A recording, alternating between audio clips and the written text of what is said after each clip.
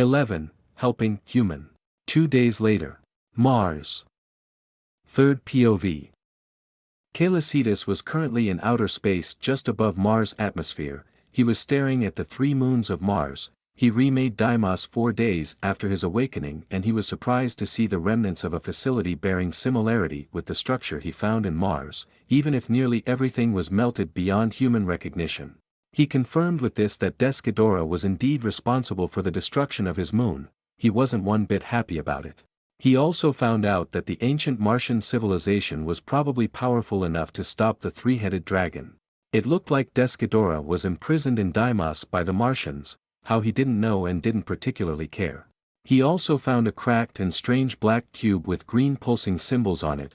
It also made a constant but weak signal that was aimed at Mars. The whale found it interesting and teleported it to a storage room he made in the middle of the floating mountain, where he stored random things he made and found. For him, the cube was just another Martian gizmo, a very radioactive one that's for sure, but there were a lot of them. For example, a pretty cube that seemed to be made of white marble that he found in the middle of Th Abyss. Random and useless things like this.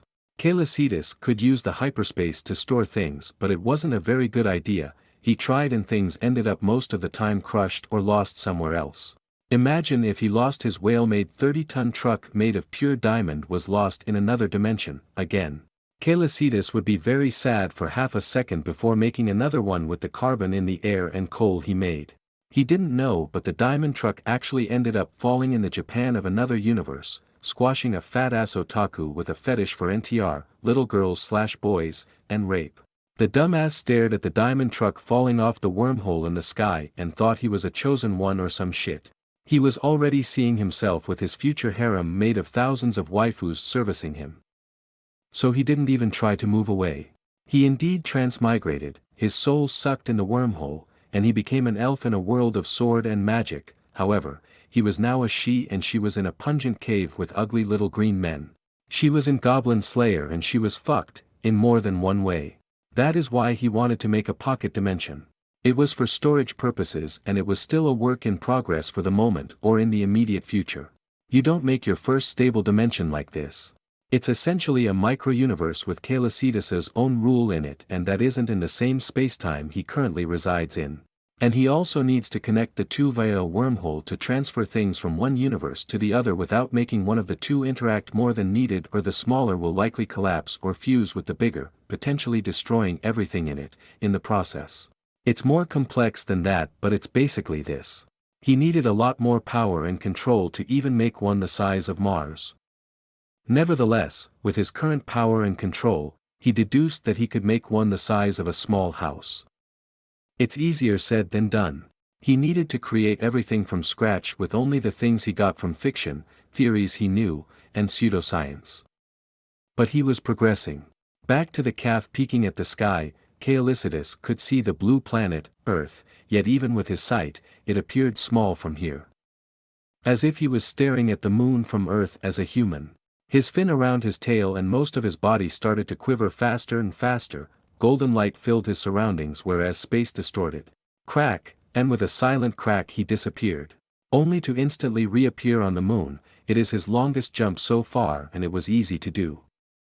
Calicitas looked at the bare and boring soil of Earth's only natural satellite. He currently was above the Sea of Tranquility. He sensed everything above to make sure they weren't any satellites. And they were just not close to him, but the sun is more beautiful anyway. They were all teleported to the heaviest object of our solar system. The sun or your mother depends on who you are asking. Calicitas looked back at where Mars was and he felt exactly like when you go to a foreign country alone for the first time. The feeling disappeared as fast as it came when the calf spotted one aluminum bag, then another, and then another, 93 others later. Isn't this the waste of the first landing on the moon? Calicitas wondered as he opened one of the surprise bags. Yep, it is, he muttered as he saw the multiple decade-old feces of the first human to have stepped on the moon. There was a little sticker that said who was from who. I remember they wanted them back.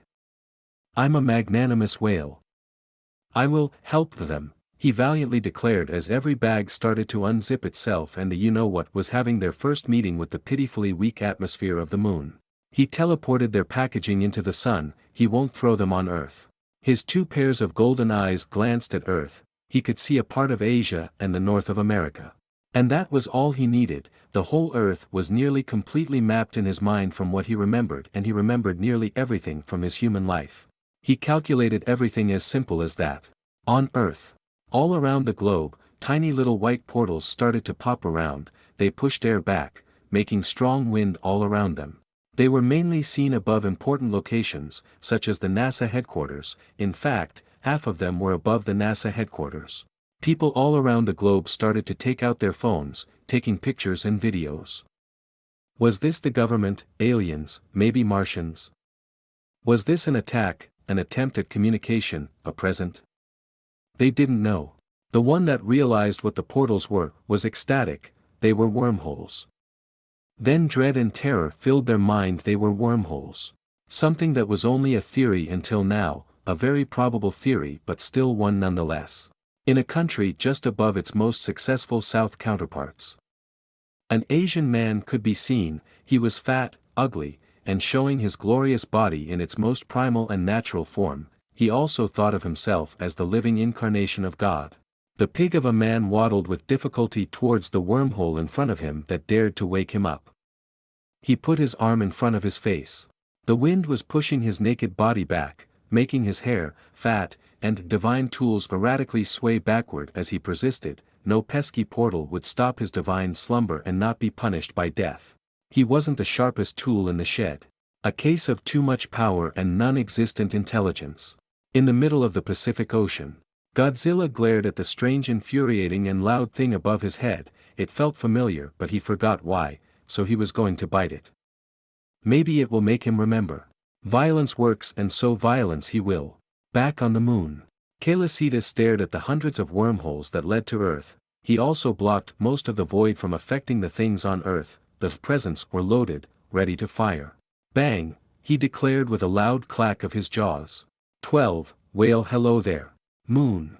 Kalicitas POV. That was very childish of me, I thought, well it needed to be thrown away but I could use something less, just less. What is done is done.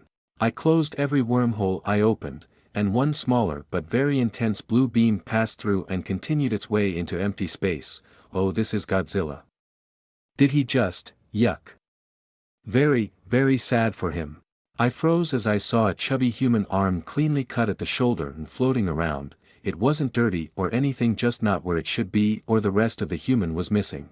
Did someone actually put his whole arms through a wormhole? On what level of stupid is this? Ah yes, human, I thought, amused as I grabbed the arm. It was small, but with this, I know that I'm 434 human arms in length. Yay! I'm a big boy. Then, I suddenly opened my maw and ate the chubby arm. It was really nothing compared to my body, barely a crumb. It tasted on my tongue like a combination of venison and high-quality pork, but was very greasy at the same time. Oh dear, did I just eat human flesh like it was some sort of cocktail sausage? I realized, but I didn't feel anything outside of the norm. If a tiny bit hungry. Now that I think about it, why should I? I'm not the same species. The only real thing we have in common is being sapient. And why would a sapient life form be more valuable than another? Also, meat is meat. Now, back on cleaning the moon of human trash left, the flags with faded color, the different robots, a faded Bible, the human astronauts' footprints. Nobody useful needs them, so they are now gone forever and ever. What do I do? I wondered as my stomachs grumbled. I flapped my fins and clicked, okay, food it is, let's try eating in the thin atmosphere here. I started to swallow what was present in the atmosphere, so not much, and I looked at the rainbow-colored dark matter around me and got an idea. Maybe I could eat it, and what does it taste like? I grabbed it with my gravity and dragged it with a bit of difficulty in my wide-open maw. It could interact with my body when I interacted with it this way, that I already knew. And well, it tasted kinda funny. Like strawberry cotton candy, salted caramel, and cola, but at the same time not. It tasted like I would imagine a rainbow would. Feel full, I thought, and stopped my feeding while I instinctively emitted pulses of bluish energy from my body. This was happening since my awakening. It was the same energy that I emitted before and that I now recognized as a type of life force. It was found in celestial bodies, not all of them like Daimo and Phobos, something that was nearly absent here, only the core had it, and it would have been the same if it wasn't there in the first place. I was at the same time blowing way more ordinary matter than I actually ate. I already made more than 10 moon atmospheres. So I can even alter dark matter. Can I do it in reverse? I questioned as I started to increase the gravity of the moon, just enough to keep the newly formed gas in the newly forming atmosphere of the moon. The core was already showing signs of improvement, it was getting hotter, a weak connection forming with me, interesting. It was different from Mars, this one felt more like a pet. I should also do this to every planet and moon big enough in the solar system, gaseous or not, to see if I could make this and potentially make life happen. I swam around the moon, my tail fin and 4 front flippers making long golden trails behind me as I gazed at the boring empty and dusty gray soil of Earth's only natural satellite. I made the moon spin on itself in a certain manner to temporarily hide its visible side, showing the hidden side to Earth for the first time. I'm very careful with what I'm doing, one tiny mistake and I could mess up its orbit, which I wouldn't be able to easily fix, and it will probably be different than before. In the worst case it will make the moon go kiss its genitor, Earth, in a fiery explosion of death and apocalypse, and I'm not sure that Godzilla will be able to stop that, but I'm sure he will be able to survive the impact. On the other fin/hand, I don't know about him doing the same in outer space. Yes, I could destroy Earth just like this, very easily at that, but why should I? It's such a huge waste, at least that's what my instincts tell me. It was a hard and tedious process, the moon is huge after all, and I never shifted the rotation of something this massive and with the necessity to do this with this level of accuracy. I started to draw or more accurately sculpt the visible side of the moon while I was still in the middle feeding, 1 star, 2, 3, 4, 5, etc. until there were 15, all connected in a particular order with straight lines. It was a certain constellation connected to me. It should be visible from Earth. Circles, half-circles, and other geometrical forms were also sculpted deeply on the moon's surface, they were what humans would call crop circles. I made 3 of them and they were smaller than the constellation.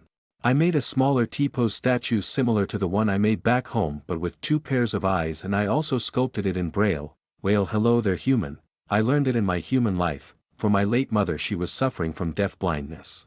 I made the text way smaller than the crop circles and it was just below the constellation, it should still be visible from Earth. I looked at my creation, wondering how the human will react, and teleported back to Mars with a crack. Home sweet, home, I said as I whisper and click to announce that I was back. The planet seemingly vibrates happiness.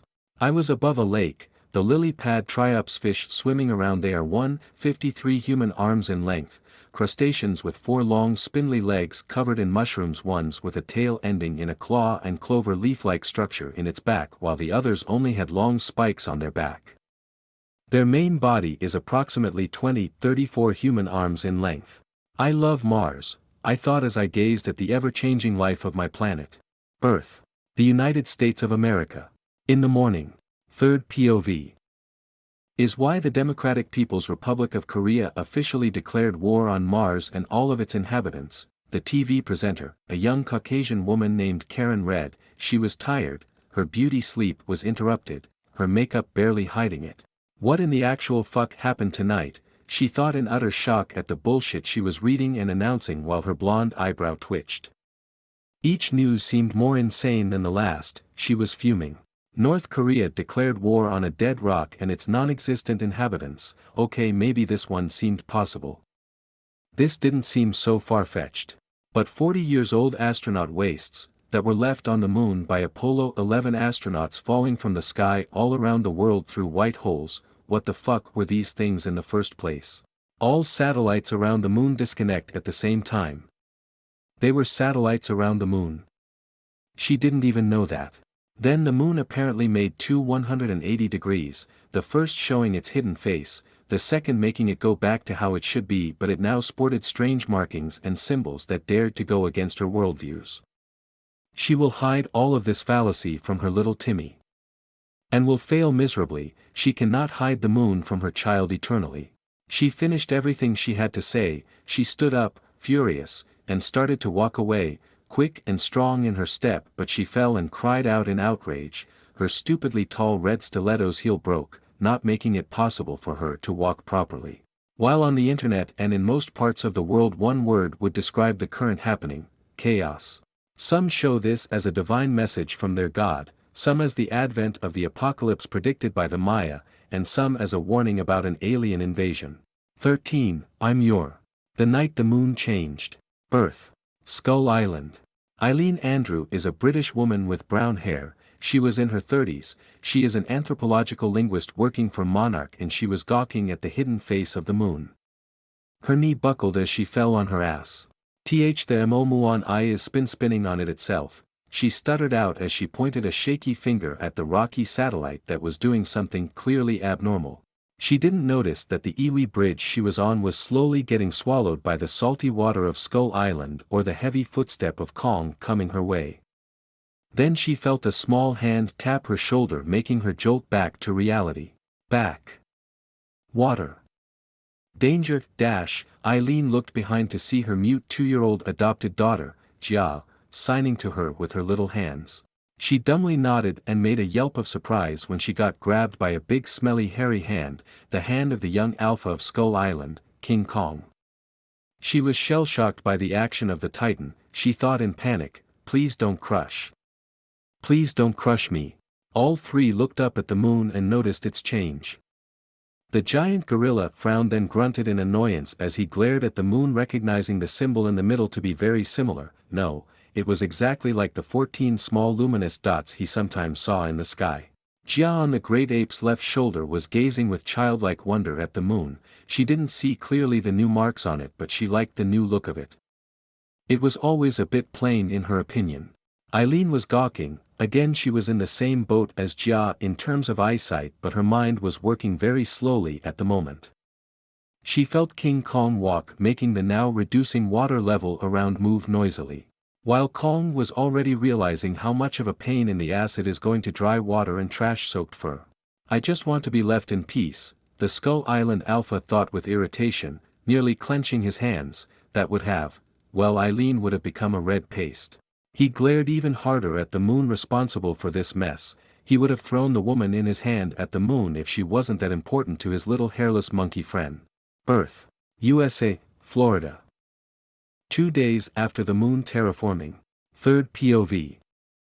A big decrepit building in the middle of a forest could be seen.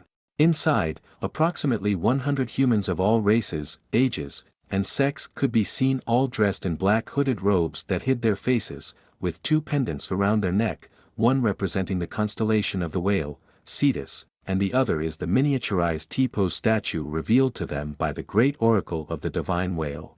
Nobody knew of her real identity, but since the revelation on the internet, the little girl, Madison, unknowingly became an important part of the many cults all around the world focused on Cetus. They didn't know his name yet. And it's understandable what Cetus did to the moon so casually was nothing but on the level of godly or magical to humans. Cetus' image passed from probable alien to god or devil. It affected all religions and beliefs around the world. Without sounding insulting, most didn't bring a lot of proof that could make what they believe seem plausible or not on the level of something playing with the moon, at least. It also had an impact on humanity as a whole, not just believers and men of the cloths. The scientific community was in fact way more chaotic. NASA and Monarch particularly, first a leak in their database, then the hundreds of white holes followed by the bombardment, and now this. It was a bit overwhelming. The ONU and the government of other countries were silent about the event, well, except for the country of the one-armed genius that declared war on Mars. Nobody was going to listen to the Hermit Kingdom. Luckily no real damage or human casualties were made, if we ignore a certain dictator and that at some place in the world the level of the sea has risen or decreased a bit too much, but it was only temporary. An impromptu king tide. The cultists were in a circular formation. The pattern of the 3 crop circles found on the moon was on the ground in a triangular formation, the divine constellation of the whale being in the middle of the 3. One figure, taller than the other, a male, wearing a more sophisticated version of the other robe with golden thread around the hood and sleeves. while also wore around his neck 2 pendants, one with the constellation of Cetus and the T-pose, but this one had 4 eyes instead of 2, indicating his higher rank in the hierarchy, a priest. They greeted each other by respectfully exposing, then clasped their hands together and made a slight bow. Our Lord, Savior, and only true God, the divine flying space whale has spoken to us, lowly ones, for the first time, his holy words containing an infinite amount of wisdom. The priest seriously spoke with a hint of madness and fanaticism in his tone. The priest took out a strange book from his robe. He opened it with his right black-gloved hand. Every page inside were blank, then with his left hand gloved and made a gesture and muttered, "Bring the heretic." 3 other cultists entered the room 4 seconds later, one with a metallic table with wheels, trinkets, bottles like sodium citrate solution and alcohol, pieces of cloth, a dip pen, a small oven, and other tools on it. The 2 others were pushing a wheeled chair, on it a wide-awake silhouette strapped with tape and gagged with a ball of tissue. It was a man seemingly of Asian lineage. He was one of the numerous whalers that were kidnapped in the world. The table and chair with the terrified man on them arrived at their destination in front of the priest that started to preach fervently. The divine whale's first words to humans were, "Whale, hello there human." An audible gasp of shock was heard from every cultist present in the room. What did this mean? Where is there other meaning to it? How did they interpret it? The whale was here for what?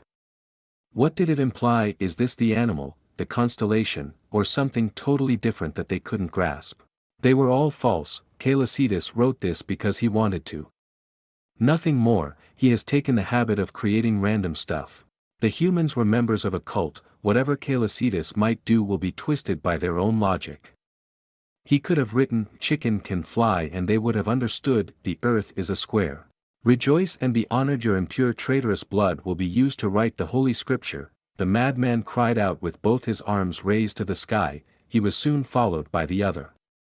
While on the chair, the whale was horrified and tried to struggle out of his binding with the sound of his scream for despair muffled behind his gag. At the same time on Mars. Calicitus POV.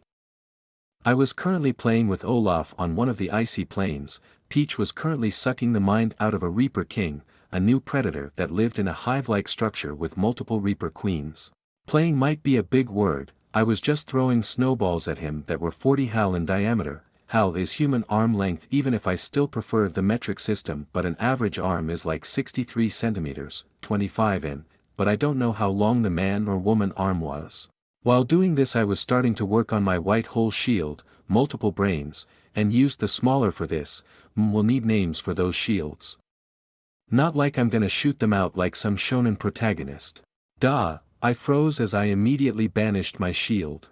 Did he just? I thought, while the 2 eyes on my left side glanced at the infantile titan that spoke his first word. He was pointing his left talon at me and looked proud of himself. He was purring very loudly. Duh. Duh. Duh. Dad, he continued to repeat in his adorable voice and purring voice. Wah, but okay, calm down. Technically he can be my son since I'm partially responsible for his birth. I calmed myself. He was also the only one that I actually spent most of the time with. Peach is shy and ironically enough colder.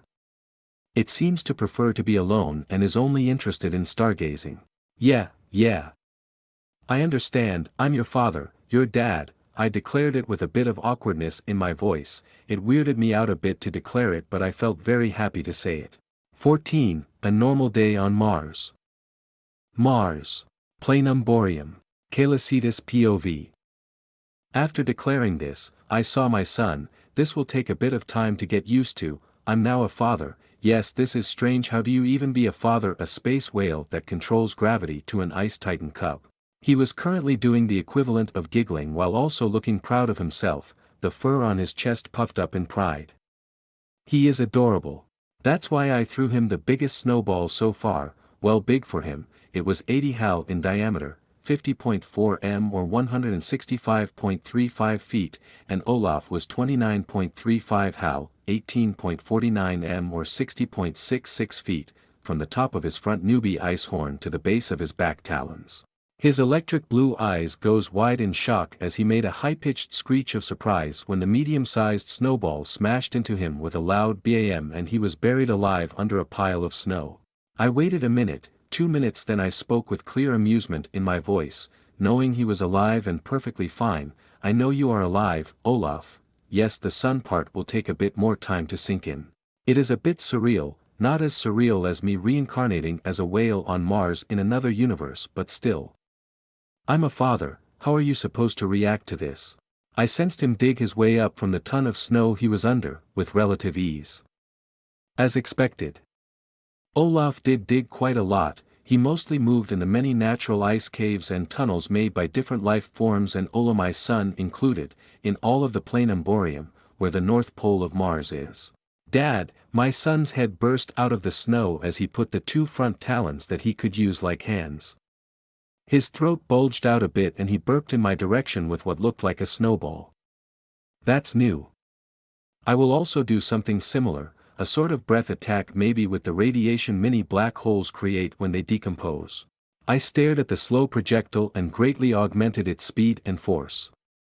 Olaf's expression became ecstatic as if his dream were going to be realized, his tail ending with a stinger-like shape, but it was made out of ice. It was poking out of the snow and wagging. Wake up to reality, I said as I made a wormhole just when the snowball was going to hit me. It was directly in its trajectory. His arrogant expression and demeanor shifted to abject horror as he saw the portal in front of me, while at the same time I made another wormhole appear just above his head. He didn't finish his cry of despair as his own attack violently crashed back onto the top of his head, making all of his body go out of the snow and his head stuck into the icy plain, similar in shape to what some might think an ostrich will, sticks their head in the sand, but here it's snow. Back at you, I thought as I made repeated clicks similar to a laugh. The impudent ice titan was now unconscious, his body completely limp. I then woke up a part of the flock that we were sleeping under the 2 fins above my front flippers and behind my eyes, and mentally ordered them to look after Olaf. Yes, now most of the flock live with me, directly nest on me, grab sort of perch below my 4's fins and they rest and sleep on them. Good thing is that they are viviparous, can do parthenogenesis and their fry can fly from birth, but all of this didn't faze me, it was normal for me. Those places where they rest are encased in weak force fields of gravity that make a sort of small atmosphere, protecting them from most things that would do nothing to me but would kill them fairly easily. With this, they can even come with me in the void of space or when I space jump, since they are protected by my body and those weak force fields I instinctively make. The flock works most of the time independently, but I can control it easily like an extension of myself, knowing where each individual is and more. They did their jobs of cleaning me in shorts of protecting me, sometimes even giving me food. They also are connected to one another. If one dies, which happens quite often since they didn't have a very long lifespan and are incredibly suicidal. Especially one that I named Kenny, he constantly died. Well, it didn't truly die, as long as one individual of the flock is alive and I'm alive. They all will be reborn and the flock will be back as good as new in a short amount of time. Hive mind for the win. I know those facts due to my psychic bond, that is what I suppose it is, that I have with the flock, and that I also tried to understand the symbiotic relationship between me and them. One of the conclusions I came up with was that the flock has evolved to be and is meant to be expendable, as cold as it sounds. I then made a space jump to one of the bottom levels of the abyss. Mars. The abyss, approximately 190 kilometers, 118 miles or 3,159 how, deep. Third POV. Caelicitas reappeared just after with the usual reverse cracking sound of space. His 4 golden eyes looked around the remnant of the ancient Martian civilizations. The black and metallic facilities were mostly covered in green vegetation and white coral-like structures. Some waterfall with the water going up instead of down, while clouds were also seen floating between the mostly destroyed buildings but still rhythmically pulsing with weak green light. Some of the buildings were also drifting around. On them could be seen hundreds of white birds, each having 3 pairs of wings crackling with electricity and a long tail that in the middle separated into 2 distinct feathery tails. The whole area was eternally bathed in a strange ethereal light similar to sunshine. This same light was originating from the layer above. The atmospheric pressure and composition here hardly differed from the one on the surface, however, the time here passed 100 times faster. RAWR, only one of the whale titan eyes looked down at the irrational creature that just roared at him for trespassing on its territory. He called them turbinate dragon. It wasn't the first time he saw one, but he didn't know who was male or female, and the one here was a male, to be precise the young dominant male of a herd, and he was in this young male territory. It had a giraffe-shaped body that ended with a snail-shaped tail with 6 strange appendages, its back and neck covered in spikes, its body supported by 6 long legs, a jade-like carapace, and a long neck that ended with a head comparable to that of a seahorse but with a proboscis. It was the height of a 7-story building and also very elegant, not that the whale cared. "I'm in a good mood, so I will let you lead." Kalesitas's thought was interrupted as he caught a green ball full of liquid and stones that was shot by the turbinate dragon that he was going to spare. "Did it spit at me?" the Alpha of Mars thought as he caught a second projectile coming his way. He was more stupefied at the stupidity of the things than angry. The calf took hold of the crystalline giraffe in his gravity and released the floating balls of green liquid and stone. He could see that the ground they landed on quickly sizzled and melted away. He definitely wasn't going to eat that shit, he didn't want a stomach ache. It was also a bit too big for a one-way trip to the sun, for the moment that is. But it didn't need to be in one piece or the same density to do the said trip. And so the young adult turbinate dragon became a small crystalline and perfectly shaped cube that weighed hundreds of tons. Kalesitas remarked that the not-so-giraffe was still somehow alive. He then promptly teleported it to the surface of the sun with a one-way wormhole. What he did to the turbinate dragon, he would have even done it to his son. If Olaf had the intention to kill him and acted upon it, the ice titan would have had the same fate as the turbinate dragon. If a member of your family wants to kill you and really act upon it, then they cannot be considered family and everything goes if it isn't family.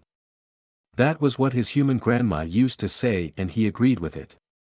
It will hurt to do it, but it's better than dying. Back to why I'm here, Kalesitas thought as he swam to a Martian pond out of the wall of the abyss. This one was void of any flora and fauna and in a very good state of conservation compared to the others. It only emerged from the stone 4 hours ago in normal time. The calf then teleported the green cube he got from Deimos. The strange door of the facility immediately opened with a loud sound of air decompressing as a green force field immediately appeared. Evidently, the Titan couldn't enter, the door was smaller than his eyes. The whole structure was smaller than him. He also noted that the cube was indeed the cube was more than fancy lamps. He knew he was big, very big, but it hit really home when he compared what a door for something that wasn't that much bigger than a human was to him. As a human, he was 1.86 meters, 6.1 feet, tall, so 2.95 how, meaning he was in body length the equivalent of 147 of his human self laying down together in a straight line. "Oh, but it isn't that I'm especially big, just that humans are small," he admitted as he opened a small wormhole in front of one of his eyes and one in the middle of the Martian facility. Now he could peep inside. 15. Meeting with Mars' last surviving inhabitant. Mars. Abyss. Kalesitas POV.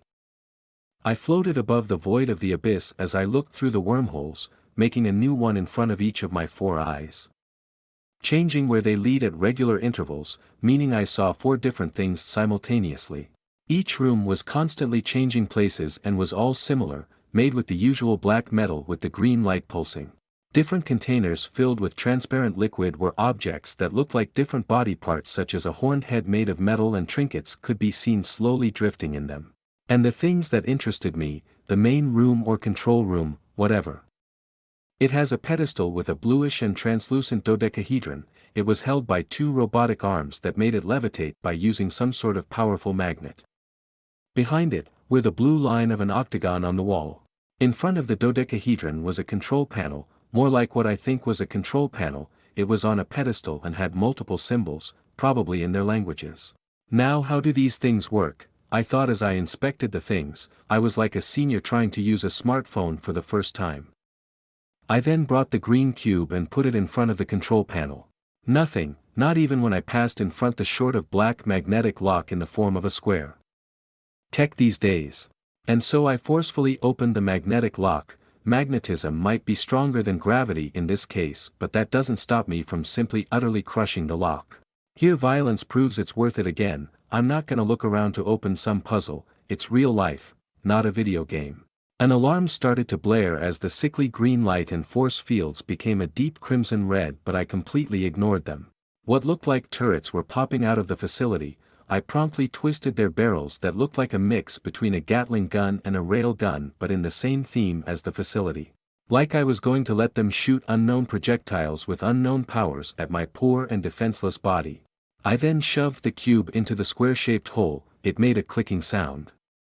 The alarm stopped and everything became just like it was before. Silence. All wormholes shut down at the same time as I jerked back in shock. Something was alive inside and not at the same time. I instantly calmed the whole flock down, but Kenny still managed to fly like a rocket and die by slamming on the wall of the abyss. Now he was in the form of a purplish stain in the now dented compacted stone. I felt something touch my mind, making me shudder, trying to get inside. It was sneaky but not enough, so it failed. I sensed through the brief link that the thing that tried to do it was even more shocked than I was. I didn't let it in my mind. It was foreign and it felt wrong to even have something like this in my mind. That is why I sent a mental probe into its own probe, overpowering it easily. I had the equivalent of 3 superpowered minds and an entire hive mind of undying flying fish at my beck and call. I calmed myself, resisting the urge to crush the mind of the thing and the whole facility with it. Instead, I sent back a feeling of amusement, but with a clear warning that trying again won't end well. I didn't know what it was, but it wasn't weak. Not at all, just that it was taking more than it could chew. It heeded my warning and reseated its mental probe and sent another mental probe. This one was clearly announcing its presence, and I sent one of my own to meet it. Not letting it enter my mind. No matter how harmless it seemed or how weak it was, one slipped up from me at the wrong time and I could become a vegetable. Arrogance works if it is backed by the capability behind it. Hello, strange creature. My name is Alan, the last architect, and I deeply apologize for my rash decision to even attempt to attack your mind. I telepathically heard him. It was a male voice. His voice was very respectful, was a bit robotic, and he seemed curious and at the same time incredibly terrified of me. He also didn't lie, and he couldn't lie to me even if he wanted to. It's the intention that is translated when you talk by telepathy. If he lied, I would have known, and it wouldn't have ended well for him. I also didn't hide what would have happened if he did that. Greeting, Alan, last of the architect. I also apologize for damaging your strange metal box. My name is Kaelacetus, the sovereign of this planet and also the most powerful being on it. I thought to him, it clearly must have sounded arrogant, even if I didn't try to particularly sound arrogant. It's like nearly everything I say, no matter the way and context, will always sound arrogant. He was even more terrified now, but he kept himself silent. I could sense him thinking a lot, as if he was going through his memories. Where is the 3-headed black flying monster? He asked me. He was starting to have a mental panic attack, as if he was going through a trauma. Which he probably was. Understandably, his whole species was exterminated. I reopened multiple wormholes in the control chamber and saw something quite interesting. Eaten by yours truly. Now stop this. Your body is getting created. I gave him the equivalent of a mental slap. I then heard him profusely thanking me for avenging his species. I didn't try to clarify his delusion. Why should I? It's his fault, not mine. And it's better to have him grateful. If he realized later on, he could only blame himself. In the decahedron, a robotic body was getting built. Alan body, each piece, an object I saw earlier getting grabbed by robotic arms and brought over to the control room. Arms, hands, legs, artificial heart, torso, barrel, and a horned head with a purple visor that served as a face. It was essentially a robotic centaur that was 3 times higher than a human. 2 minutes later his new body was finished. He froze as he saw all of my 4 eyes through the wormhole, looking at him, and he broke down laughing like a madman for 20 minutes before suddenly regaining an approximately normal composure. Did I break him already? He was testing his body while speaking a language I didn't understand. 6 arms appeared with different tools and floated behind his back. Suddenly, he glitched in and out of existence and nearly instantly appeared in front of the control panel. He didn't teleport, he just moved incredibly fast. However, he was still scared shitless of me, his body hiding it easily but not his mind, as he still didn't break the mental link. He wants me to decide. I wonder, do you have data about what happened in the last million years? I curiously asked the robotic centaur that passed through the 5 stages of grief in record time. His robotic body was clearly at play. And I didn't have much hope for what I asked. Yes, Your Majesty. The archive contains what happened after the day of the apocalypse. Oh, this is. He trailed off as he started at empty space and Your Majesty. Did he submit it like this? He didn't need me to hammer it into his head for years on end. Anyway, I wasn't exactly used to others calling me like this, with very little social interaction and talking in general. I still cringed a bit. I was pleasantly surprised that they indeed were something, and going to say I didn't see anything but stopped myself when he pressed a button and a hologram appeared right in front of one of my eyes. All of my eyes went wide in stupefaction. The hologram showed a picture taken by a now-destroyed architect satellite that Alan informed me of its number 3 #7528+, and that the picture was 30.785964 Martian years old. In the picture was an all-familiar shape of a space whale, but it wasn't me, no, it was another, it was she. I instinctively knew it. She emitted a sky-blue light instead of golden light, and she had 6 eyes of the same color. She was gravely injured. Neon blue blood, burn, claw and bite marks covered her whole body. She missed half of her tail and her 2 front flippers on her left side, and most of her fins were shredded. Her lower jaw was broken, she had hole going through her rostrum and her belly was bulging. She was pregnant. Mom, I instantly recognized her. It was obvious. And I didn't like the emotions that I was currently going through. At all. 16, Angry Space Gemstone. Mars. Abyss. 3rd POV. Alan stared at the godly beast in front of him through the wormhole. He then dematerialized himself to reappear on the other side of the room. He then commanded Facility 0 to put all of the force fields at max powers output. He was, in all honesty, utterly terrified and fascinated by the creature that named himself Caelicitus. He was similar but at the same time totally different from the 3-headed black dragon. The mind of the beast was overwhelmingly more powerful than anything else he has seen, even if Caelicitus seemed really young and also inexperienced at using telepathy. The signal from the key was indicating that Desghidorah had broken out of their containment. Truly horrific news. But he completely believed the whale. The mere concept of lying, even the lightest of lies, was something he couldn't comprehend, even with all of his intellect and thousands of years of life. And it was nearly impossible to lie, even for a 2,000 years old architect's. He didn't doubt the power of the whale, but he felt that telepathy wasn't in his expertise. Lies were going against the architect's culture as a whole. It was blasphemy, disgraceful, shameful, and disrespectful to their very being and the ever-expanding mystery of the universe they were tasked to learn, comprehend, and archive. He didn't understand why the Titan was acting like this, though. Wasn't she just his progenitor? Why have such a strong reaction? Yes, she is mortally injured, and it was dozens of millions of years in the past, unless Caelicitus didn't know. Well, he still didn't understand why such a strong reaction was happening. All of the wormholes started to disappear one by one, gravity was getting more AMD more unstable, the facility trembled as if a massive Marsquake was going on. Alarms started to blare again and were promptly stopped by Alan. The architect immediately realized after, that it was in fact what was happening. The dozen remaining seismographs working was getting destroyed or greatly damaged one by one while sending data to his location. It was very confusing with the apparent time dilation. That greatly surprised him, indicating that all around the planet Mars dozens of Marsquakes of different intensities were going on. Then they all suddenly stopped.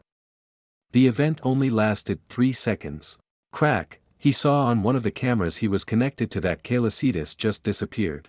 He slumped on his rump. He made a mental sigh of relief. That was a very intense and very informative encounter.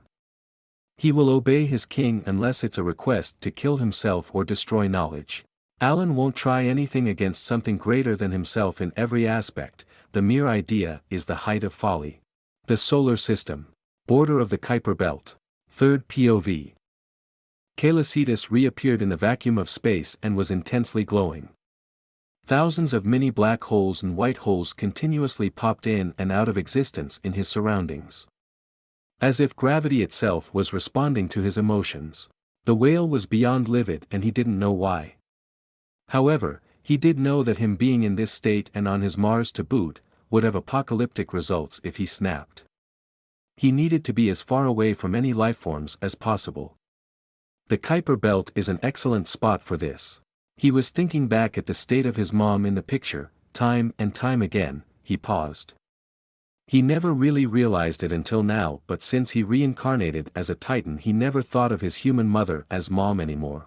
It was a very conflicting feeling. He dearly loved his mother as Nathan, even if he wasn't Nathan the human anymore. He still loved his human mother. Caelicitas knew, as much as it pained him, that she wasn't his mother and never will. It was his past, mother. His mom of his life was also dead. He wasn't depressed or anything of the like. The reason? He didn't know her and will never know her, and that is what made a big part of his being mad at whoever the fuck even dared to do this. The other was more senseless and primal. She was dead, sacrificing herself for him, period. She probably ran away from whatever happened, gave birth to him on Mars, put him in this cryptobiosis-like state, and died quickly after. If she was alive, she would have been with him. It's Descidora species. It's their fault. I'm sure of it. He darkly concluded that he was going to kill them all, and from his memory, they were all evil and destroyers of worlds. It also correlated with the instinctual hatred he had for the species in general, and it apparently was mutual. Caelicitas knew it was wrong to judge a whole species by the actions of a few, but frankly, he couldn't care less. Calm yourself down, he berated himself, making multiple clicks that traveled through the graviton, flapping his flipper as he swam deeper into the Kuiper Belt. Anger was in most cases bad, and it was one of those cases. He didn't want to snap and do something stupid like making every planet smash into the sun. A slight and calculated tilt in their orbits is all is needed. Or even play billiards with moons and the smallest planets. For shit and giggles. He was swimming quietly for days at the modest speed of 10% of the speed of light, trying to calm himself. He wasn't that fast normally, but he could just infinitely accelerate. Though this method of relaxation wasn't very effective, it helped but not much. At least the micro black hole and white hole stopped randomly appearing. He passed by the dwarf planet, Pluto. He stopped himself while silently bellowing in annoyance and glared at the hundreds of asteroids thousands of kilometers apart from each other. One of them was very wrong, unnatural, somehow alive, and it was hidden in this area. A punching bag was the first thought of Caelicitas, searching for where the thing was hiding. He didn't find it and was too lazy to search more, but he got an idea. A very destructive one. Inside of his closed mouth, he was continually shaping thousands upon thousands of micro black holes. They were just at the top of his tongue. All of the black holes continued to decay as fast as they were created, building up an enormous amount of gamma rays and particle-antiparticles. All chaotically bouncing in the whale's mouth, yet he wasn't hurt by them, only a bit strained and slightly exhausted by the energy he was expending. He was at it for multiple minutes now. Caelicitas then slightly opened his lower jaw, enough for his whale baleen to be fully seen but nothing more. Then he used a muscle at the back of his throat that he never used before. No sound. Only a golden light as intense as the sun with aurora borealis qualities. It was in the shape of a crescent, composed of thousands of extremely thin beams with a height of 27 meters, 88.58 feet. The beams atomized every asteroid they passed through, clearing everything in front of Caelicitas. The whale titled his rostrum in the direction of the thing he was looking for, transforming everything in its way in its most basic particles. And Caelicitas didn't have any real control over what he was doing. He was only orienting the beams. Luckily he knew how to aim, and he wasn't in general the direction we're in the middle of the solar system. The beams only spread farther with distance, hardly losing power, and they didn't have a limit in range. Might be overdoing it a bit, reckoned Caelicitas, but he continued. Until there were nothing left in front of him but one very angry but undamaged gemstone lizard glaring daggers right at him. Also, Humans will notice that 23% of the Kuiper belt has visibly vanished somewhere. Different conclusions will be made from this event, some more plausible than others. 17. To dust, you shall return. Location: the Kuiper belt. Third POV. The space whale gazed with his two eyes on his left side at what appeared to be the love child of a porcupine, an iguana, and a glowing crystal of quartz but with a relatively small yellow crystal crown on its forehead. They were dozens of kilometers apart. Not it mattered or was a great distance in the vacuum of space. That came out of a particularly large but now disintegrated asteroid. It was probably hibernating in it, and it was very angry, to the immense amusement of Caelicitas. The remnant of the young Titan's crescent-shaped breath attacks beams was bouncing off in outer space thanks to an invisible geometrical shield around the now wide-awake Titan, but not without losing most of their energy in the process. The few ones going in the solar system direction were caught in wormholes and sent back at the crystalline reptile. Their near speed of light was completely meaningless in front of Caelicitas, since the whale could exactly calculate and anticipate where they were going.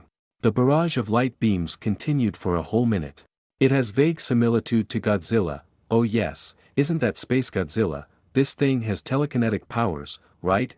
Wondered the whale as he saw the last beams of light bounce off the noticeably cracked telekinetic shield. Then he waved his two front left flippers in a friendly greeting gesture. That earned him in response a yellowish-orange beam of energy and telekinetic power coming from the wide-open jaws of Space Godzilla. Aimed at him. To kill. Not that it particularly surprised Caelicitas, it was quite the explosive way to wake someone up and then bombard them non-stop for a minute. He also sensed that the creature was wrong and shouldn't exist here, and the appetizing crystals that were full of energy on its back were very endearing to his stomach. However, the fucking electromagnetic waves it continually emitted were disturbing to his ultrasensitive senses. Nevertheless, they were laughable compared to Desghidorah with their thermic shield. And the telekinetic shield was not blocking his gravitokinesis, at all. It was a physical wall, not an energy field or something similar. The space whale had already put on his shields made on the concept of black holes and white holes the moment he finished his breath attack.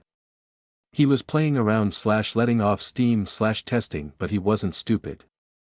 He also wanted the crystal as undamaged as possible, certainly greed, and he knew it. Yes, he put multiple layers. In fact, there were 3 layers of the 2 types of shield. It was not his max number nor his maximum powers output, but if he indeed increase it, he would risk and possibly start to lose control, resulting in them essentially exploding. And each type of shield was separated by dozens of meters, or the whole defense would have exploded, though he was working on that part. He wasn't even sure the shield formation would hold, yet that didn't worry him one bit, on the contrary it excited him. And he already had scars, the smaller ones having already faded away, but the bigger ones near his chest were still present as long white marks, making a strong contrast on his otherwise nearly translucent skin. 1 or 2 more won't change much. Not that he will let himself be hit if he could avoid it. Back to the corona beam aimed at him. Caelicitas shaped multiple black holes and wormholes on it or in front of it, but the beam moved away like a snake, though it slowed it down. It was controlled by Space Godzilla, to Caelicitas' unhidden annoyance, the former also greatly annoyed by the young Space Titan, adding to his rage. It didn't know what it was fighting, it was not old enough to know about Caelicitas' species, and its master didn't inform it about it either. The beam finally hit its target, breaching 4 layers of shields, each time losing some of its firepowers, mainly of its telekinetic power, but still on its way to the 5th, or repulsive shield. Yet at that exact moment, the whale titan disappeared with a soundless crack of space and golden light. The crystal porcupine reptilian orange eyes twitched, it didn't understand what just happened, it snarled in anger, showing its monstrous fangs even further. The corona beam, now out of the control of Space Godzilla, disappeared into the void of space, on its way until it finally hit an asteroid, making a see-through hole in it in the process. Caelicitas appeared just in front of Space Godzilla. The lizard could only see the glowing tail of the whale, and the tail weight and strength behind the hit were tremendously magnified with gravity. The tail slammed against the shield, making it break into 1,000 pieces as if it was glass, then into the jaw of a now wide-eyed Space Godzilla, dislocating its jaw and making the shocked lizard spit some of its fangs in the process. Space Godzilla flew back, its jaw already healing and fangs growing back. it made a guttural but silent roar of rage. That Calicitas ignored, he was more concentrated on his now sore tail. Suddenly the space lizard's crystals started to intensively glow as it rapidly changed form, its body covered in black scale while its belly and chest area in reddish scale. It was taking a bipedal stance, stocky and small arms appearing as well as muscular legs and a long prehensile tail that ended with dozens of pointy white crystals. Most of its crystals on its back merged into two massive crystals, one behind each shoulder, its back covered in crystals as if they were dorsal plates and then detached themselves to orbit around Space Godzilla. Raw! It was interrupted in the middle of its silent roar. It was shocked, stunned, terrified, and last but not least furious. Its left shoulder crystal was entirely missing. In its place, was a gaping bloody hole. Purple blood was getting sucked out in space and the hole made it possible to gaze upon the inside of its rib cage. Its healing kicked in again, desperately trying to close up the injury. Then it froze as its right shoulder crystal was delicately ripped out of his body, ending with the same injury but on the right side. It didn't understand anything as all of the crystals on its body were getting plucked out, one by one. Each time a wave of pain went through its whole body. Until there was nothing to pluck out anymore. It was still alive. Purple blood floating around everywhere. It was barely able to move anymore. The crystal in orbit around its body was also gone. It glared at the young whale titan around him where the crystals were supposed to be on its body. Space Godzilla was beyond mad. Sadly it didn't change anything. It was now completely powerless, or at least very close to it. Sorry, not sorry, but no second boss phase for you. The now crystal-less lizard heard the very much joyful and echoing voices of Calicitas. He was proud of himself. It was very clean and a big improvement compared to his first fight. Though he was exhausted, his breath attack was a bit energy-consuming. He was hungry and his anger has greatly receded. Oh, he was still mad, but it was at the back of his mind. Like I would let you become even stronger, thought the whale. He gazed at the gory but slowly healing lizard with clear contempt and also a bit of pity. 18. Yummy Space Godzilla. Location: the Kuiper Belt. Calicitas POV. So this was the great and evil Space Godzilla. Kinda disappointing, to be honest, I thought, looking at what remained of something probably extremely powerful, but that was no more than a toy for me. All in all, it was really a pleasant sensation to affirm time and time again how superior I and my new species were compared to what I was before. I'm quite literally a god compared to the human Nathan. I have changed. Most of the titans, capable of wisdom and complex thought, not the mindless ones that only live through their most primal instincts, are essentially godlike beings in comparison to humans and most other life forms. To be fair, that doesn't change the fact that humans and other potential alien species capable of science to as or even more powerful than titans, like how Godzilla was nearly killed with one oxygen bomb.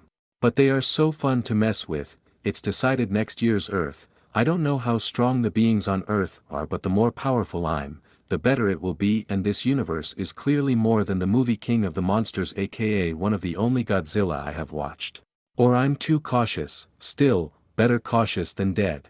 It was more than half of my size if the tail was ignored, very much still alive and glaring in my direction with its glowing orange and hate-filled eyes. It could glare as much as it wants, not like it's gonna change anything. The crystals were part-way a life form, part-way crystals, and filled with a lot of energy. In total it was 4 times more than a Desghidorah after 35 million Martian years of being imprisoned, and even with this, it was still weaker, way weaker. At least that's how I felt it. Strength generally doesn't only depend on how much energy you possess. There are a lot of factors, and all of them are capable of turning the table in one favor or the other. Space Godzilla, what a really stupid name. Its breath attack was certainly strong but considerably weaker than that of the main head of Desghidorah, and by quite a lot. Ironically enough, if the fight were to be on a planet, I think it would have been less easy for me. I was very careful with the crystals. I didn't want to lose the tasty energy in them, and they probably could explode. All of its crystals were now all mine and were slowly orbiting around me. Then I brought one of the smaller ones inside my open mouth, tasted it, and swallowed it, as a human would for a small candy. It tasted like sugarcane sugar and locust honey, both of extremely good quality, probably too sugary for most. My fins quivered as I felt a rush of power that quickly faded away to be replaced with a pleasant tingling sensation all over my body. I glowed golden for the briefest of moments. And my tail was not sore anymore thanks to that. What? Do you want some? No. Bah, your loss, I proposed to the poor space lizard that opened its maw, throat faintly glowing, ready to shoot at poor me again. I clicked in amusement at its attempt. I immediately clamped its jaws shut, making its throat nearly explode. The downed lizard still had some fight in itself. Sadly for it, no matter how much will or power of friendship it had, it was just weaker than me in so many aspects, mainly how we attacked. Telekinesis is simply worse than gravitokinesis in practically every aspect. I was so to say the better cheater. And in Space Godzilla's case, it's even worse. It seemed, as far as I could observe, it absolutely needed those crystals to have those telekinetic abilities and its main source and reserve of energy. Well, in and of itself it isn't that much of a problem. After all, I also need different organs such as my heart and my 3 brains to control gravity. The problem is that those crystals are literally targeting only wanting and waiting to be destroyed. I twisted its stocky muscular and scaly neck multiple times, its body twitched and spasmed, and his limbs and tail trashed around in the empty space before I finally took its head off, but yet it still managed to make a nearly mindless psychic shriek of rage before ultimately dying. Not ominous, I remarked, brushing it off immediately. I ate another crystal. The same pleasant sensation went through my whole body. I wasn't going into hyper for the same reason that I want the crystals as intact as possible, and the 2 shoulder ones are a bit too big for me at the moment. And so with my snacks, Space Godzilla body, and the smaller crystals serving as a spice, I started to swim, my fins and flippers leaving a golden trail of light. I rapidly increased my speed more and more to finally stay at approximately 30% of the speed of light from the outer Kuiper belt to Mars, which should roughly take 22 hours. Probably totally failed the calculation XD, and it's in the best cases when Mars is at the closest. At the same time, 2013. Location, Earth, Monarch, Outpost 54, Castle Bravo, Bermuda. Third POV. In the control room, Rick Stanton stared at the big screen in front of him, his left eyes visibly twitched, a glass of whiskey tightly clenched in his right hand. He hasn't had much sleep since the moon redesign. He blamed everything on Titanus Cetus and the stupid cult. He saw in the message the details of the event and multiple pictures of the sky from Earth ground that random people took with their smartphones. He declared out loud, "Tonight. A quarter of the Kuiper belt left us in what looked like a supernova, damn. By the way, can someone kill me already?" He uttered the last part to himself. He was going to take a long vacation after this shit. What caused this? This is incredibly worrying, an anxious random Monarch agent spoke up. A quarter composed of million asteroids ranging from the speck of dust to 100 kilometers, 60 miles, in diameter is simply gone. Probably everyone's favorite friendly neighborhood alien space whale. This freaking thing is probably the one that played with the moon, potentially killing all life on Earth, and I'm sure this is one also responsible for this. He is an orca and we are the powerless baby seal flung in the air. Your worries aren't unfounded, Rick not so calmly answered, pointing at another large screen that showed a different picture of the moon and its drawing.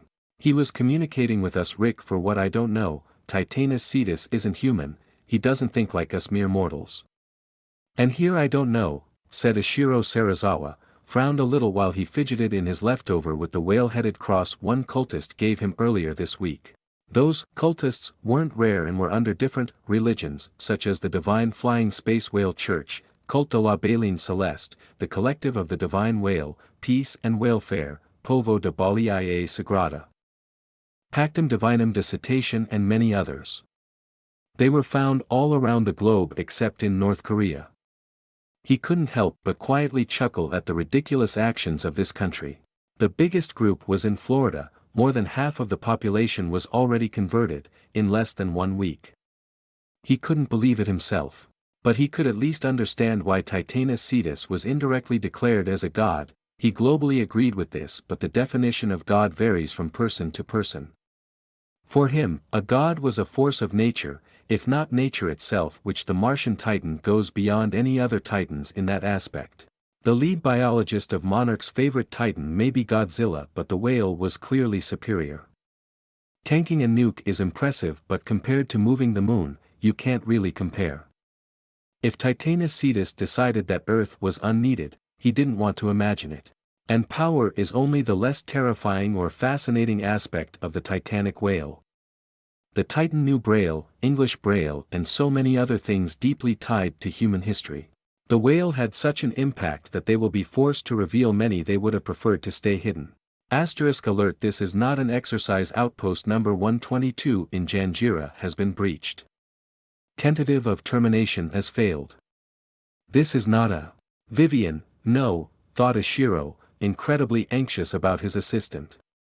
She was the one responsible for the outpost when he wasn't here. 19, greetings human. 2 hours and 17 minutes later. Location, Earth, the United States of America, Las Vegas. Third POV. Crystal Methvin, it was her real name, she was an accident, but they loved her anyway. Her parents wanted her to be special and she was too young to change it or understand what it means. Anyway, she just woke up, they were heavy sleepers, and she was staring at where her school should be. From her room on the 4th floor, in its place was a long trail of debris and dirt with fire and smoke mixed in. She felt the floor under her feet vibrate and vibrate again and again, as if a giant was tramping through the city. Trinkets, pictures, and others were falling to the ground. The people were evacuating and or running away from Las Vegas and the giant monster.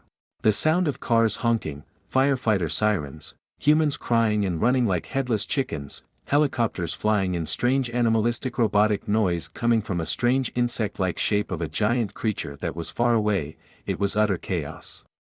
It stressed her quite a lot. She was only 10. Mommy?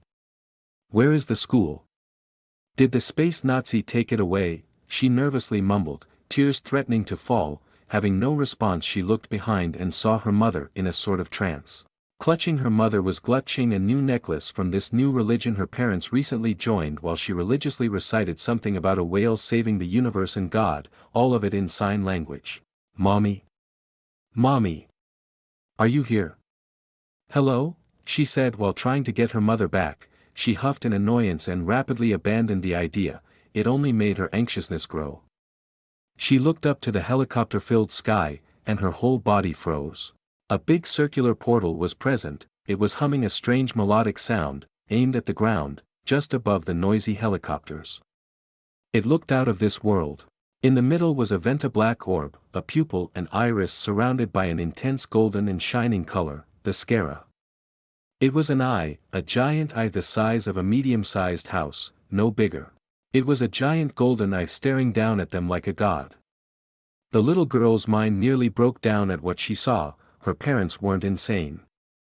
They were something godly outside of Earth. It was Cetus who was bored. He did get bored pretty fast, and now that he was calm he wanted to do something else than stare in the vacuum of space. It was beautiful, but he has 4 eyes, he could spare some. That is why he made wormholes to look around and play while eating. He was still moving at 30% of the speed of light, meaning the wormhole was moving with him. Well, they always moved in either case. He could also create wormholes nearly everywhere in the solar system and where it was before in the Milky Way, also probably in the galaxy too. He just had to calculate where it is. For example, Las Vegas should be with the rotation of Earth on itself, its inclination, its orbit around the Sun, the movement of the solar system in the Milky Way, and the movement of the Milky Way in the universe. If he saw one pale, even on a picture he supposed, he could simply teleport to it, which he didn't in this case. He was also careful that the wormholes didn't let air pass. Emptying Earth of its atmosphere in space was possible for him. It will take time, but he could do it. The whale was interested in the flying toys he recalled as helicopters. Everything seemed so small, fragile, and insignificant compared to a titan like him. He also noted the partially destroyed city and the titan he recognized as a female MUTO from his memory, and the space whale let her go. The poor thing was terrified of him. He wasn't going to kill the thing, it was pointless, and he wasn't hungry. Killing is okay if you eat after or there is a reason behind the act. And for the human, what? The Titan is going to kill some innocent and poor hairless apes. It very much wasn't his problem. If the MUTOS were going to wipe out his source of amusement, he would have intervened. But let's be realistic and brutally honest, they weren't a threat to humanity as a whole, not even close to that. Humans were not defenseless, most Titans would rapidly die if they faced allied humanity. The whale believed it. In one of the helicopters. The small crew in it was panicking, especially the pilot, the instruments were going haywire, and they weren't trained for this. Not for the female MUTO shredding everything in her path and apparently unkillable or unfazed by regular weaponry. So, again, certainly not for what the fuck the thing in their sky was. It's staring at us. Shoot the freaking things. Fast, the pilot was breaking down, he was losing control of the vehicle. And the eye? Yes, it was an eye, something that was intelligent, one monster after the others. It was nerve-wracking. And fire they did, causing others to mindlessly fire as well, missiles, slugs, and bullets aimed at the giant golden eye. None even came close to the portal, much less the eye, as every projectile was stopped midair, defying gravity. A very shocking and supernatural scene for everyone that saw it and will see it in the future. Someone was already making a YouTube live out of it, rapidly joined by others. The floating projectiles were then crushed into the perfect symbol he drew on the moon. And it wasn't the only golden eyes in the sky, one was above Rio de Janeiro and the third above Pisa. All were Calicitas eyes, and he was also doing things there, such as redesigning and the like. In Rio, he also borrowed the old iPhone 3's owner, a buff Brazilian guy, and used the guy's hand to use the phone and know what date it was. Calicitas then brought the man close to his eye, making the latter nearly die, crushed by Calicitas's natural gravitational fields, even through the portal. He rapidly and delicately put the unconscious man back on the ground. Humans are truly fragile creatures. It was the 25th of November of 2013, before Godzilla and the MUTOS. It didn't follow the movie to Calicitas's non-existent surprise, not like he cared about the plot in the first place. Back in Las Vegas. What? The sweating pilot who started everything let out a what of incomprehension.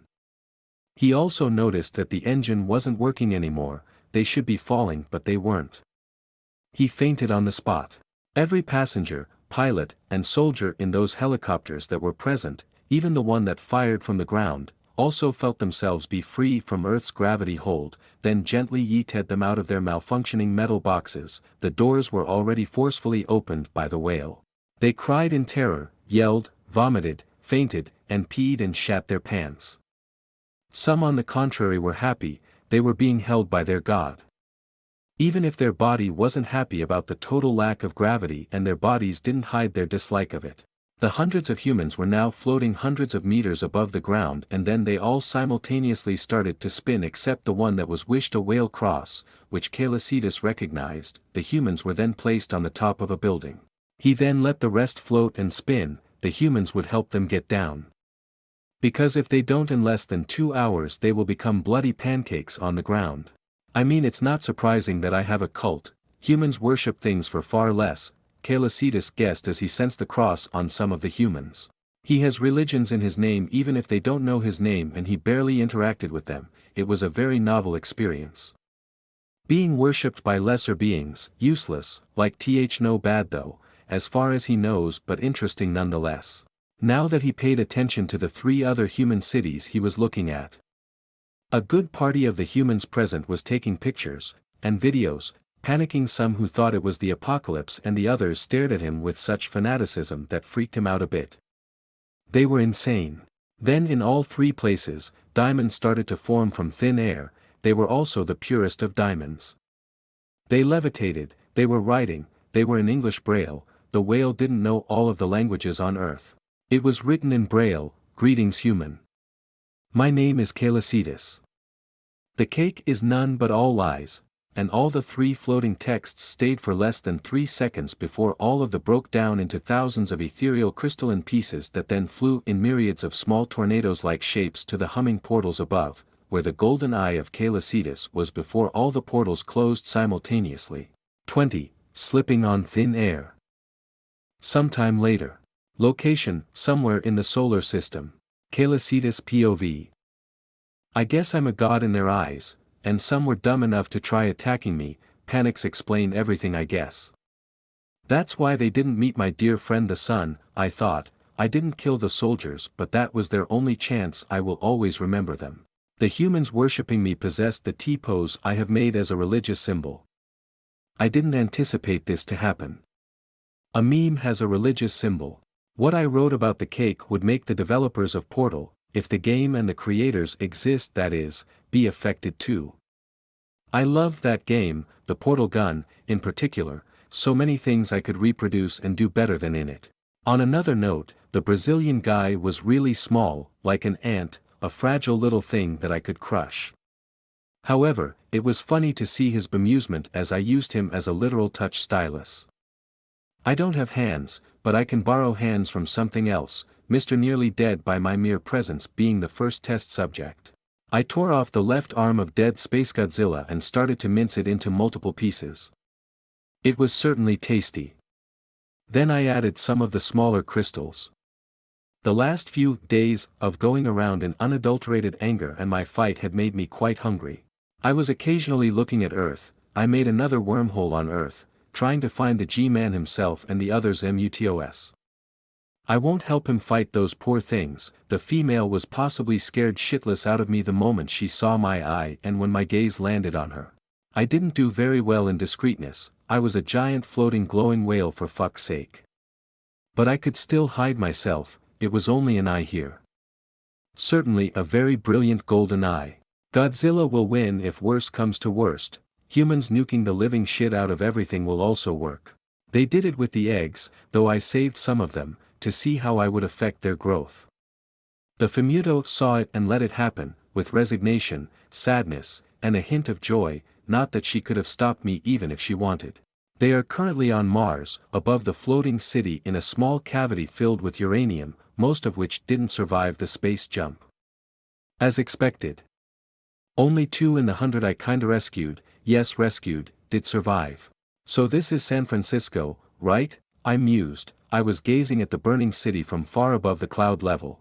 I could hear everything below. My eardrums, or the equivalent of it, were capable of capturing the vibration of graviton as well as normal sound. I also got a constantly updating mental map of the entire city with my echolocation. There were a lot of humans, mostly dead humans, funnily enough, the Titans being the ones with the least amount of kill, panic, and fear for one's own and family members' life can make the most upright of humans do inhuman things. It wasn't a movie. Such as stampeding over a little girl until the little girl was no more than a red jelly and a boy with brown hair in his teens crushed by Godzilla's left paw. I could have saved them but I didn't. Their death didn't faze me. I won't go out of my way to kill humans, not that I won't do it if I choose to. I did however mercy kill a lot of animals that were mortality injured. Humans are animals and insects etc. I'm not humanity's nanny, especially to strangers, nor have I ever wanted to be and will ever be. The ones worshipping me were mostly saved and barely injured, however. Just to see the evolution of humanity's insanity. Hypocritical of me, I know, but who is gonna lecture me? Some self-righteous prick with a stick up their arse. And frankly, might make right, always has been and always will be. Also, might isn't always brute strength. Little soldiers were running around like ants when someone put water on an anthill, armed to the teeth with their more than useless modern weaponry. That wasn't what was interesting. The fight to the death between the king of the monsters of Earth and the MUTOS was. The male dived in the G-Man direction to protect the female that was getting blasted, but he was bitch slapped by the former tail, ending as a pancake embedded on a skyscraper. Dead. For the rest of the fight, the female was attracted by a lure made by Mr. Soldier Boy and ended up with her deep-throating Godzilla's big fat atomic breath before literally losing her head due to the intensity of the act. That came out wrong. No kink shaming, though. Then Godzilla roared to the sky, and glared at where my wormhole was. Oh boy was he mad. Poor radioactive lizard, if only you could fly. Each of his steps was heavy, he was walking with difficulty before falling unconscious due to the heavy injury he suffered. Luckily nobody was where his body fell. Enough people squashed into a bloody paste in one day, like it should be 12,368, no, one more died by a truck this time. 2 hours later. Location, Earth, USA, San Francisco. Sarazawa POV. I walked through the ruin of San Francisco, with a heavy heart. Families were destroyed, innocent people were killed, and so many died, all of this because we couldn't do our damn job. I passed through firefighters, doctors, etc. A mother was desperately looking for her little girl. And she wasn't the only one. In the report we estimate that more than 10,000 people died and it was constantly increasing. The Titans only caused 126 deaths in total. We weren't prepared at all. Monarch failed, and I failed. Titanus Gajira, I thought as I walked faster toward the Titan body, we were all like mortals, no ants, in front of a sleeping god. Uncertainty mixed with fear was in my heart. He was alive, just unconscious. I gently pushed the people in front of me aside and climbed a small pile of stone, in front of Godzilla's head. He was breathing, weakly. I unconsciously released a sigh of relief. He protected us all. The earth trembled as Godzilla stood up, his body towering above us, not even glancing at us.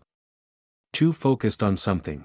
He was glaring with his orange reptilian eyes at something high in the sky. A deep rumble escaped his throat before he grunted and made an earth-shaking roar. I smiled. He was majestic. A king, the king of the monsters. I looked where he was glaring but only saw a little golden dot that disappears just after. I blinked in confusion. It was my imagination, I didn't sleep the whole night. He then walked to the sea, his step making the ground shake. People were getting riled up. Then I heard behind someone shout, "King of the monsters." Yay, then others started to cheer. I smiled wider and started to cheer with the crowd too. Godzilla left foot was going to take another step. I watched in confusion as he slipped on thin air, defying gravity. His eyes went wide in shock before comically and slowly falling to the ground, his arms and tail desperately trying to gain a semblance of balance. In vain. Everyone stopped cheering and clapping. Immense confusion permeated the scene. We were all looking at the king of the monsters struggling against nothing. Silence. All the majesty was gone as he slammed face first into the ground like a cartoon character. All of his body parts spread and his body shape cleanly embedded into the city. Did it slip? He, one little exclaimed with a mad giggle. It was as if her voice was amplified as the 1,000 people present heard her. I was gobsmacked at what just happened. Then I heard the click of a phone camera. The firefighter next to me had just taken a picture. Godzilla then tried to get up. He was furious but nobody noticed it except me. He continued to walk to the sea as if nothing happened until he was finally gone. Disappearing into the salty water.